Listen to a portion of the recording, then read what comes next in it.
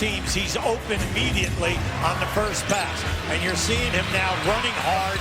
He's increased his playing minutes from 30 to 32. He's doing all of this in 32 minutes a game.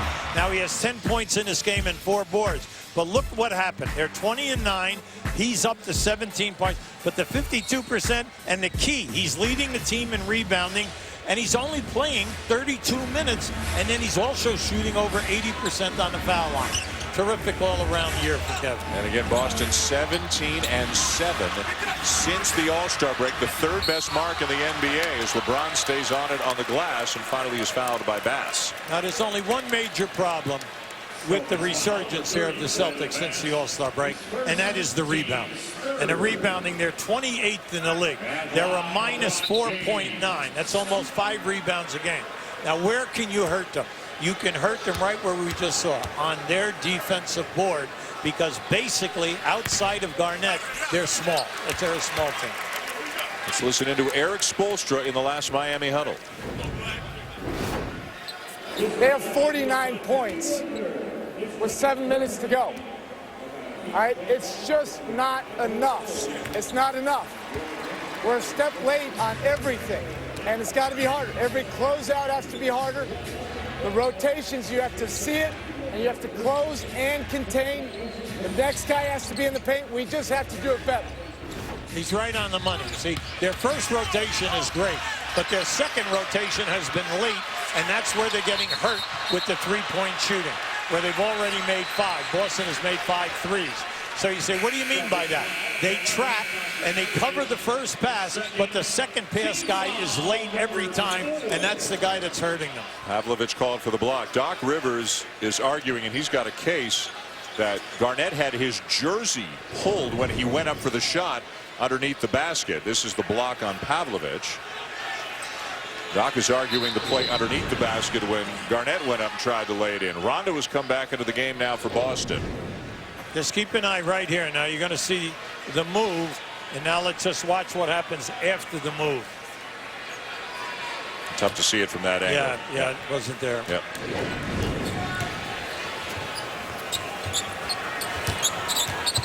But right now, Miami's got to get down inside the foul line area. You got to start looking to post up Wade and then LeBron James like you started the game. Take advantage of your ability to get the mismatch.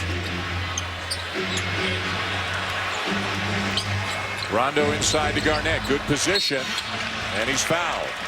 See, Kevin Garnett is one of the highest IQ guys that we've had in this league ever since he's entered it as a high school player.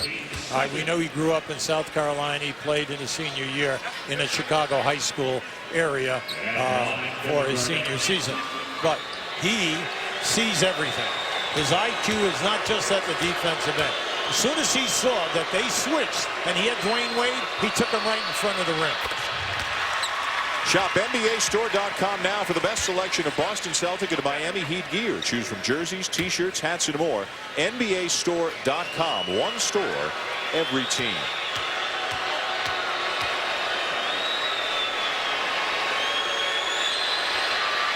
Celtics now a perfect 10 of 10 from the free throw line tonight. It's nice when you have a 7-foot guy who goes to the line and shoots 86% in. It kind of helps. Look at him out beyond the arc defending Mike Miller. Nice backdoor cut. It's about time. It's about time you're seeing movement.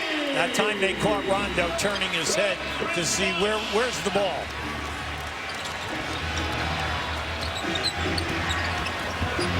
Celtics have run this play over and over tonight. Allen gets it back. Tough baseline jumper, spins out. Got to button up here now. Again a good cut. This time James the finish on the feed from Wade. Well, we know that they're going to come back in this game. They play so well in this building. You can't have the record that they have at home without knowing that you are confident that you can come back. They're 24-3 at home. This is the last game of a 5-game homestand. They were beaten by Memphis here. Double-figure loss on Friday night, but one of only 3 losses here in this building this year. Pierce for 3. Now they're doing all of this without Paul being on fire. And we know that sometime during this game, he's going to run that hot streak. 5 different Celtics have already hit a three-pointer, and as a team, they're 6 of 8 from beyond the arc.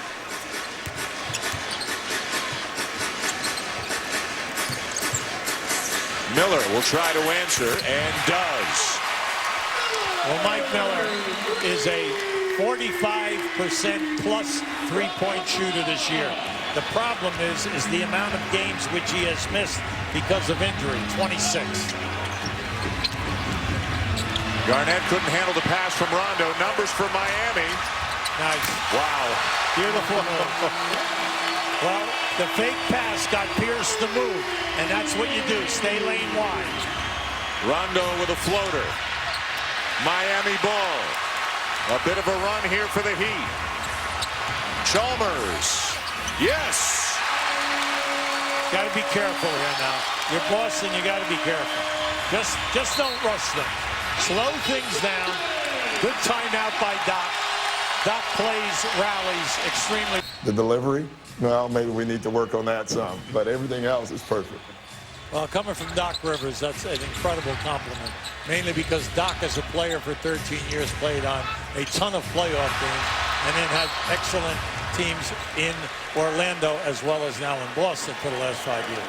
So when you get a guy like Doc Rivers, who was an all-defender, he appreciates everything that Kevin Garnett brings to the table. And how much easier does it make your job as a coach when one of your best players, your leader, is bringing it as hard every day in practice as Kevin Garnett does? Well, that's so important. Right now we're looking here, a little bit of a zone here for the first time, and I like that coming out of that timeout situation.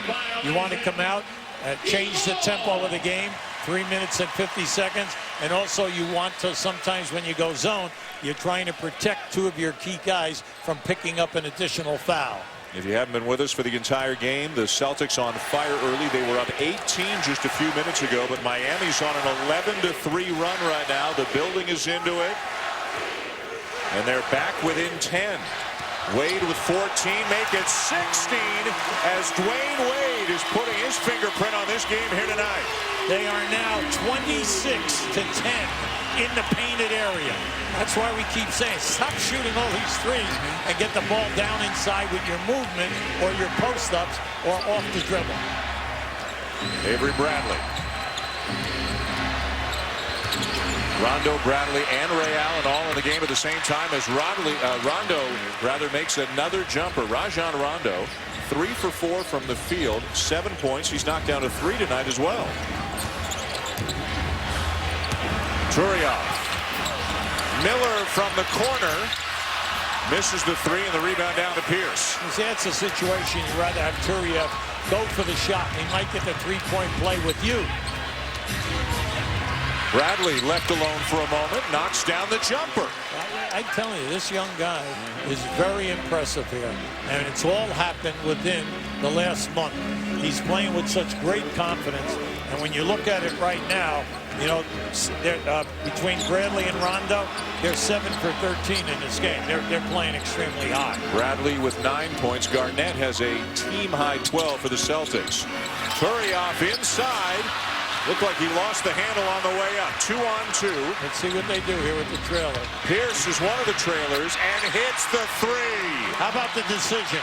He could have given that ball off to Bass because he had a 3-on-2. Instead, let the defender pick up Bass, open up Pierce as the trailer. Once again, the trailer for Boston scores. A game of runs. Boston now on a 7-0 run, and the lead has grown back to 15. Wade leads all scorers right now with 16. Miami down by 15 inside 2 minutes to go in the first half. Boston still shooting over 60%. What a play by Wade to save it. Miami's got it. Miller. They needed that. Hey, LeBron James could have forced that on the break. Instead, he saw a 2-on-1 on the right side, and he goes for the three-point shot. Interesting decision. Allen off a screen, tries to hit Bass. He gets the jumper off. Rebound down to Bosch. Every time that Pierce goes in the post, they're fronting him now. LeBron and one.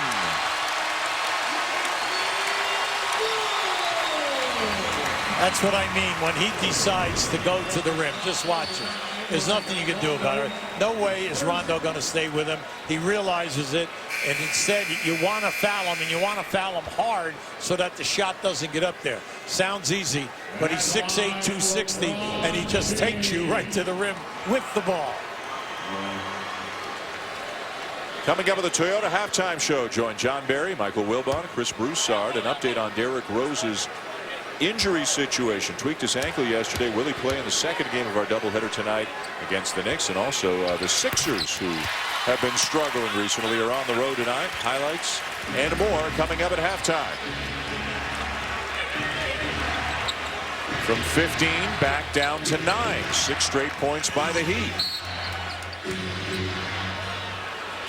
And we've got a hold on Bosh. Well, I like what they're doing here, the referees, because they're not allowing body contact. They're saying right now, look, we're not going to let you to manhandle anyone, and we're going to call everything close, especially to end this half.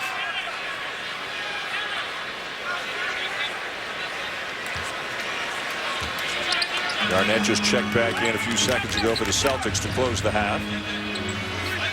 Pierce. Strong to the rim. He loves to go left.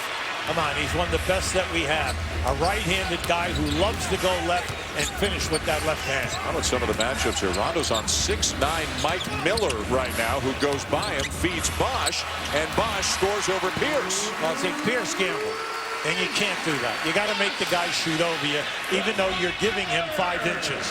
You know, you just can't gamble and give him the layup. Boston led by as many as 18. Miami's got it into single digits right now with 19 seconds to go.